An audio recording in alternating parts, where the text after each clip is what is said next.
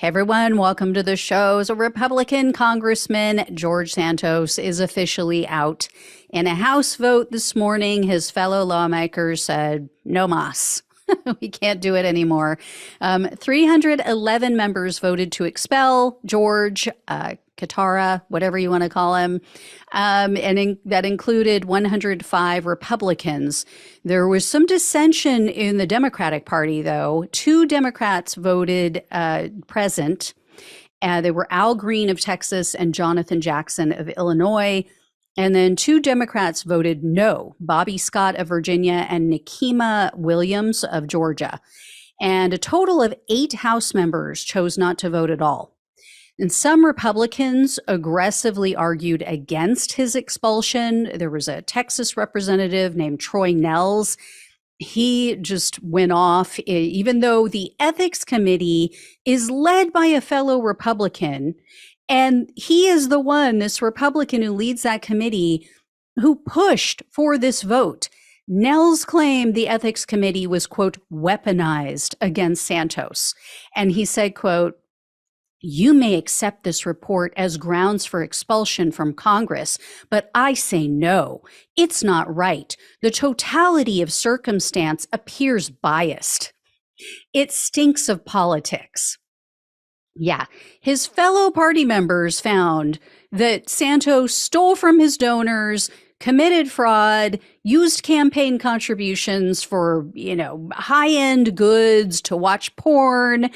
He's under indictment for 23 federal charges, but sure, yeah, it's all political. So these people are obviously just terrified. They're petrified that they're next. If their crimes ever get exposed, they think, that's it, I'm out. Anyway, Santos went on Fox and Friends this morning prior to the vote, and he said, quote, I've accepted the fate. I believe that if it's God's will to keep me here, I will stay. And if it's God's will for me to leave, I will leave, and I will do so graciously. I mean, first of all, God, really? Thou shalt not lie. Ever heard of that one? Anyway, but as with everything else that comes out of his pie hole, this was not true. He did not leave graciously. On Thursday, during a debate about the expulsion resolution, Ohio Republican Max Miller called Santos a crook, and then Santos stood up a while later and he took a shot at Miller before saying, oh, but I don't want to smear my colleagues. So check this out. You, sir, are a crook. I know I should direct my comments to the chair. I yield back. My colleague wants to come up here, call me a crook. Same colleague who's accused of being a woman beater. Are we really going to ignore the facts that we all have passed and we all have the media coming out against us on a daily basis? I can go and read about all my colleagues. I'm not going to stand here to smear them. I'm not going to stand here and use the time I have to say ill things about my colleagues. I refuse to stoop to that level.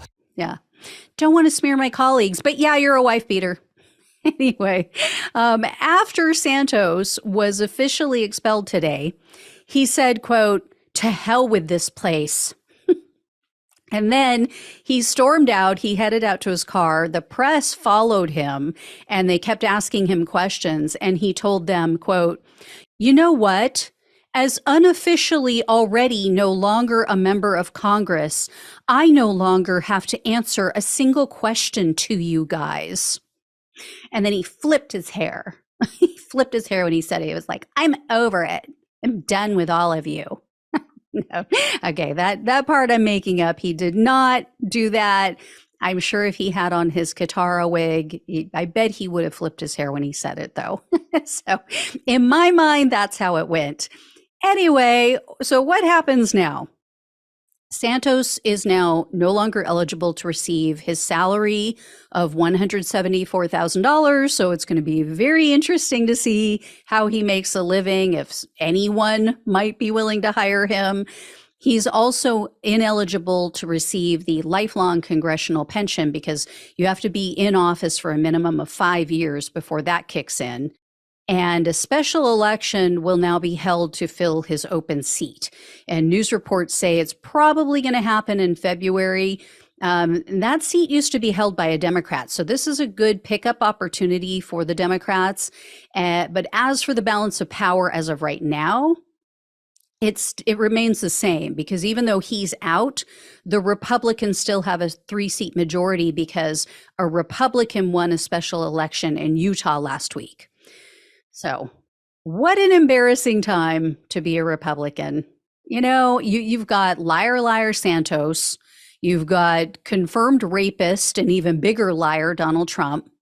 You got space laser lady, Jewish space laser lady, Marjorie Trader Greene. You got Bobo does Beetlejuice from Colorado. I mean, so many more. I'm sure I could name them all day. Anyway, this needed to happen. Regardless of, whatever you think of Santos or whatever you think of the process, a message had to be sent, because if there's any other con artists, any other criminals out there who thinking, I might want to run for office. I mean, look at Donald Trump and look at what Santos has gotten away with, or even Bob Menendez on the Democratic side. They need to know your actions will be exposed. And even if you win, there is a red line. You will be tossed out eventually. They need to see, you're not going to be given a pass just because the justice system moves at a snail's pace. So this was a precedent that needed to be set. I hope it makes people nervous. I hope that all of the people in Congress, red, blue, whatever party they're with, I hope if you're pulling some shady shit, yeah, people are looking at you now. People are going to be looking at it a lot closer, and you might lose. You might be kicked out. So I will let you all know if I hear any more. But yeah, this is a good day. All right. Thank you all so much for watching and listening. Please like, please share, and subscribe. Please donate if you possibly can. Love you all. Take care. Talk with you soon.